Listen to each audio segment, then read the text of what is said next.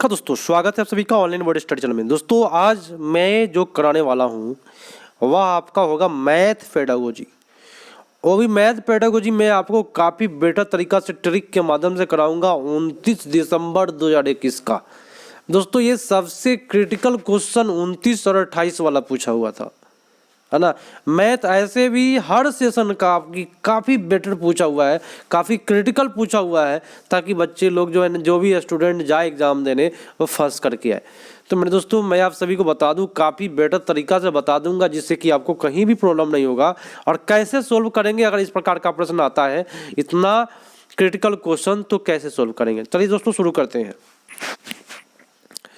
प्रथम क्वेश्चन है, सुनिएगा, मजेदार तरीका से बताऊंगा आप लोगों को कि निम्न में वैन हीले के सिद्धांत के अनुसार क्रम बताना है, ज्यामितीय क्रम। दोस्तों डायरेक्ट मैं आंसर पर आता हूं, क्योंकि ज्यामितीय क्रम जो है ना, इसमें नेगेटिव पॉजिटिव होगा ही नहीं, तो क्यों ना हम लोग सही पढ़े। तो सबसे पहले पहचान करना का नाम होता है दृश्यकरण, चाक्षुषीकरण, मानसिक चित्रण। देखिए कितना नाम है, ये जो वर्ड है हमेशा बदलते रहता है। फर्स्ट वर्ड का क्या नाम है, पहचान करना का नाम है दृश्यकरण, मानसिक चित्रण, है ना, दिखावट के आधार पर, है ना, ये सब आपका आता है पहचान करना। उसके बाद विश्लेषण करना, तब संबंध बनेगा, तब निगमन, तब स्वयं सिद्धि। आप लोग वह नीले का एक क्रम को याद रखें, काफी मजेदार क्रम है। चलिए इसको स्तर 0 कहते हैं, इसको 1 कहते हैं, 2, 3 और इसको 4 स्तर। अगला प्रश्न है, निम्नलिखित में कौन सा गणित की प्रकृति के बारे में सही नहीं है। दोस्तों कौन सा सही नहीं है, अधिक स्थान परिमाण और माप का विज्ञान है, बहुत अच्छी बात है। गणित में सटीकता चलता है, तार्किकता चलता है, व्यवस्थित चलता है, लेकिन नेगेटिव बताना है। तो गणित में की भाषा अच्छी तरह से परिभाषित और स्पष्ट है, ये भी बात सही है। कई सारे परिभाषा तो गलत होता है, परिभाषा गलत होता है, लेकिन दोस्तों परिभाषित सही होता है। नोट करिएगा इसको। गणित में सभी परिमेय अभिगृहित प्रमाणिक तथ्य है, जितना भी है ना अभिगृहित प्रमाणिक तथ्य, ये आपका गलत लिखा, वो भी क्या, सभी परिमेय, ये बात गलत है, इसलिए आपका उत्तर डी पर चला जाएगा। चलिए जैसे मैं बता रहा हूँ वैसे आप करके ये काफी बेटर गुजरेगा आपका। क्वेश्चन क्या कहता है सुनिएगा कि एक गणित की परीक्षा में सुश्री फातिमा ने एक प्रश्न सम्मिलित किया, यदि दो संख्याओं का योग 17 है तो वे संख्या क्या है। यह उदाहरण है डैश का। तो जब दो संख्या का योग 17 है तो वह संख्या हो जाएगा 16 + 1, 15 + 2, बहुत सारा संख्या हो जाएगा। तो जिसका उत्तर अधिक हो वह क्या होगा। काफी लोग का सही जा रहा है, मुक्त सीधे वाला जिन्होंने मारा उन सभी लोगों का सही जा रहा है यहाँ पे। काफी मजेदार है दोस्तों, आपका उत्तर D is the right answer. अगला है कि निम्नलिखित कथनों पर विचार करें और सही विकल्प का चयन करें। मेरे दोस्तों ये बात आपको माइंड में हमेशा याद रखना है, मानदंड और मानक के बारे में। मानदंड क्या है और मानक क्या है, इसको अच्छे तरीका से आप लोग याद रखिएगा। देखिए क्वेश्चन क्या कहता है सुनिएगा। मानदंड के बारे में बोला है कि संदर्भित आकलन रीतियों में विद्यार्थियों की किसी मानदंड के आधार पर मूल्यांकन करना। तो संदर्भित आकलन विद्यार्थियों, बहुत अच्छी बात बोला है। मानदंड के बारे में ये तो सही जा रहा है, लेकिन मानक के बारे में बोला संदर्भित आकलन नैदानिक परीक्षण और उपचारात्मक शिक्षण में उपयोगी है। तो ये नैदानिक परीक्षण और उपचारात्मक परीक्षण में मानक जरूरी है। मानक कोई भी परीक्षण में गलत होता है। नैदानिक परीक्षण हो चाहे उपचारात्मक हो, उसमें मानक का प्रयोग करना ही नहीं है। तो आपका उत्तर जो जाएगा सबसे बेटर है, केवल ए सही है, बाकी सभी गलत है। ठीक है, कोई दिक्कत नहीं होगा। मनप्रीत के पास अच्छी गणित तर्कना विवेचना है, इसलिए उसके पास होगी, क्या होगा। मान लीजिए आपके पास मैथ बनाने की शक्ति है, तो आपके पास तार्किकता होगा तब ना मैथ बनाइएगा। तो लिखा है तार्किकता और व्यवस्थित रूप से सोचने की क्षमता जिसके पास है उसका मैथ बेटर है। लेकिन परिभाषा गलत होता है, पुनः स्मरण गलत होता है, त्रुटि ही नहीं, जरूरी नहीं है कि बच्चा गलती नहीं करे, सूत्र को याद करना गलत जाता है। तो आपका उत्तर सबसे बेटर ए पर चला गया। अगला क्वेश्चन है कि कोठारी आयोग के बारे में मैंने आपको बताया था कि 1964 से 66 तक है और इसमें कहा गया है पहला क्लास से लेकर के 10वां क्लास तक के बच्चों के बारे में कोठारी आयोग के बारे में चर्चा किया गया है। तो इसका उत्तर सबसे बेटर जो होगा कि कक्षा 1 से 10 तक के विद्यार्थियों के लिए गणित के एक अनिवार्य विषय होना चाहिए जो समान शिक्षा का हिस्सा हो। कोठारी आयोग यही कहता है कि 1 से लेकर 10 तक, बाकी केवल वाली बात हो रही है यहाँ। अगला भी ऑप्शन दिखा देते हैं आपको, 1 से लेकर के 10 तक कहीं नहीं दिया हुआ है, यहाँ 8 तक ही दिया हुआ है। ठीक है, चलिए तो सबसे बेटर जो है आपका उत्तर 1 से 10 वाला आपका सही जाएगा। अगला प्रश्न है कि निम्नलिखित में कौन सा संख्या ज्ञान के विकास से संबंधित नहीं है। संख्या विकास से संबंधित नहीं है। संख्या में पंक्ति अगर बद्ध लगा रहे हैं, बच्चे को लाइन में लगा रहे हैं, संख्या सीखेगा। पद अनुक्रम में लगा रहे हैं तो बच्चा संख्या सीखेगा। वर्गीकरण करा रहे हैं तो बच्चा संख्या सीखेगा। लेकिन आत्म केंद्रित में संख्या आता ही नहीं है, संख्या आता ही नहीं है आत्म केंद्रित में। तो आप यही करके आइए ना, सबसे बेटर हो जाएगा आपका। ठीक है, चलिए आप सभी से रिक्वेस्ट है दोस्तों, आप लोग शेयर करके अपने दोस्तों को बुला लीजिए या वीडियो खत्म होते ही अपने दोस्तों के पास शेयर कर दीजिए। मैं आपको गारंटी देता हूँ, सुन लीजिए मेरी बात ध्यान से, कि मैं अगर मेरा वीडियो देखने के बाद आपका स्तर नहीं भागा, हो ही नहीं सकता। आपका स्तर भाई काफ़ी ऊपर की ओर जाएगा, क्योंकि आप जो भी तैयारियां कर रहे हैं उसमें मैं आपको सहयोग कर रहा हूं, वो भी अच्छे तरीक़ा से ट्रिक के माध्यम से समझा करके, तो आपका स्तर बेटर होगा। अगला प्रश्न है, सुनिएगा कि गणितीय भाषा सहायक होती है। गणितीय भाषा सहायक कैसे होती है बताएं। ऑप्शन बोल रहा है कि समस्या समाधान कौशल को विकसित करने में, बहुत अच्छी बात है। संप्रेषण वाचन कौशल को विकसित करने में। मेरे दोस्तों मेरी बात ध्यान से सुनिएगा, गणित में संप्रेषण कहाँ से आया? बोलने से क्या फायदा है गणित में? बैठ करके बहस करने से क्या फायदा है गणित में? गलत बोला, गणित में तो तर्क चाहिए ना। अच्छी बात है, तो आपका उत्तर ए और सी पड़ गया। एसी मारिए, ये ठंडे के मौसम में और एसी लगाइए, आपका सही हो जाएगा। चलिए अगला प्रश्न है, देखिएगा क्या किया है बच्चा ने। बच्चा बोला क्या कि एक कक्षा दूसरा क्लास के छात्र ने 56 + 42 को हल करने के लिए कहा, इसने निम्न प्रकार से हल किया। 56 को क्या कर दिया? 50 कर दिया। इसमें से 6 निकाल के अलग कर दिया। 42 को क्या किया? 40 कर दिया। इसमें से 2 निकाल करके अलग कर दिया। इसको जोड़ने में परेशानी नहीं हुआ होगा। 90 + 8 98। तो बच्चा का तो भाई हल करने का तरीका काफ़ी बेटर है कि नहीं है? तो आप टीचर होने के नाते यही क्वेश्चन पूछता है। देखिए सीटेट में क्या करता है, आपका माइंड टेस्ट करता है। कहता है कि यदि आप अध्यापक के रूप में, माने आपके बारे में बोल रहा है, इन छात्रों के प्रति आपकी क्या प्रतिक्रिया होगी बताइए जरा। अगर आप अध्यापक होते तो इस छात्र के साथ क्या करते? चलिए आप लोग बता दीजिए जरा। बोल रहा है कि छात्रों के प्रश्न हल करने के लिए स्वयं रणनीति बनाने के लिए हतोत्साहित, आपका गलत है। छात्रों को डांटेंगे, मेरे दोस्तों डांटने वाली बात ही गलत हुआ। क्यों डांटेंगे? तो अच्छा किया है। छात्र निर्देश दे कि वह छात्रों को समस्या कैसे हल किया है, समस्या लेकर सही विधि हल करे। कहेंगे कि उसको सही विधि का हल करो। दोस्तों टीचर का गुण ही नहीं है। अगर बच्चा इतना अच्छा प्रदर्शन किया है तो ऐसा नहीं करना है आपको, ठीक है? उसकी प्रशंसा करेंगे, ठीक है? क्या करेंगे? प्रशंसा करें कि वह प्रश्न हल करने के लिए वैकल्पिक रणनीति का प्रयोग किया, क्योंकि रचनात्मक आलोचनात्मक चिंतन में वृद्धि होती है इससे।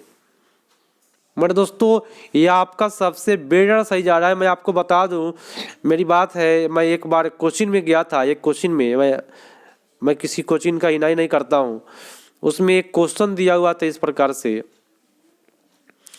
मैं आपको बता देता हूँ थोड़ा सा। वहाँ के टीचर क्या थे, देखिए यही होता है एक शिक्षित टीचर और एक ट्रेंड वाला टीचर। माने आप लोग जो एग्ज़ाम देने वाले सीटेट टीचर और एक अनट्रेंड टीचर में क्या अंतर होता है, इस प्रकार से प्रश्न था। और यहाँ 6x + 6y इस प्रकार से था। तो इसको टीचर बोला कि सूत्र पर बैठा करके बनाओ, ये भी 7 था दोस्तों, ये भी 7 था। तो बोला कि टीचर की इसको गुना करने के लिए बोला, तो मैं ऐसे ऐसे गुना किया, ये दोनों में अलग अलग कर दिया, फिर इसको इसके साथ फिर इसके साथ गुना कर दिया। बोला टीचर हमको पीटा भी था सर दोस्तों, अभी तक याद है हमको 9th में, है ना, अभी तक याद है हमको। तो बोला क्या कि भाई सूत्र पर बनाओ, तो टीचर का गुण ही नहीं दोस्तों। अगर आप बच्चे को आप कह रहे हैं कि इस विधि से बनाओ उस विधि से बनाओ, सबसे पहली बात को टीचर का गुण उसके अंदर है ही नहीं, क्योंकि वह एक ट्रेंड टीचर नहीं है सबसे पहली बात, और ना ही कभी वो सीटेट का मुंह देखा होगा। क्वेश्चन क्या कहता है, आइए आगे क्वेश्चन पर। निम्नलिखित में कौन सा सहयोगी सक्रिय अधिगम को प्रोत्साहित करता है? सहयोगी सक्रिय अधिगम, सहयोगी सक्रिय माने आपका जो साथी लोग है आपके साथ सक्रिय है, सिखाने में प्रोत्साहित कर रहा है कि हाँ तुम कर सकते हो। बताइए कौन सा ऑप्शन होगा? तो छात्र कक्षा में विचार विमर्श द्वारा विकसित मानदंडों का आधार पर आकृतियों का वर्गीकरण। देखिए विचार विमर्श करेंगे तो आपका साथी रहेंगे कि नहीं रहेंगे, तो सहयोगी आ गया कि नहीं आ गया? तो आपका तो ये कुछ हद तक सही जा रहा है ना, जा रहा है। चलिए अभी सही करके देखते हैं, आगे भी देख लेते हैं कि क्या आगे सही है कि नहीं है। तो शिक्षक 2 अंकों वाली संख्या, मेरे दोस्तों 2 अंकों वाली संख्या फिक्स वाला कभी भी आएगा तो गलत जाता है। छात्रों को निर्देश देते हैं, निर्देश वाली बात गलत है। प्रत्येक छात्रों को गणित खेल एवं पहेलियाँ करना और उनमें उत्तर का साझा करने के लिए करना। देखिए प्रत्येक छात्रों को गणितीय खेल और पहेलियाँ में उपलब्ध कराना, तो ये जरूरी नहीं है कि प्रत्येक छात्रों को उपलब्ध कराना है और उत्तर का साझा करना, ये उत्तर आंसर का साझा करना ही गलत जाएगा। तो सबसे बेटर आपका दोस्तों क्या करेंगे, विचार विमर्श कराएंगे, जिसमें आपका सहयोगी जो होगा ना वह सक्रिय रूप से भाग लेगा। सबसे बेटर आपका उत्तर है ए। मानदंड, मानक नहीं दोस्तों, मानदंड है, मानदंड आपका सही जाएगा। ठीक है, सबसे बेटर आपका उत्तर ये पर चला गया।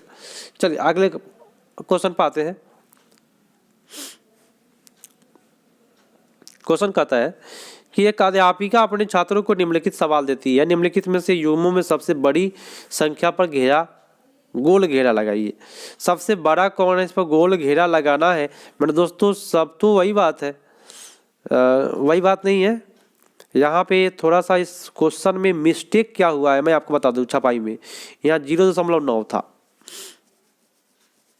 ठीक है, नहीं ठीक है दोस्तों, है ना। तो इसमें इसको देख करके ध्यान से सुनिएगा, इसको देख करके एक क्वेश्चन को पढ़िए। इस प्रकार के प्रश्न उपयोगी अध्यापक अध्यापिका कर सकती है। क्या आप करना चाहते हैं बताएं इस प्रकार के प्रश्न से?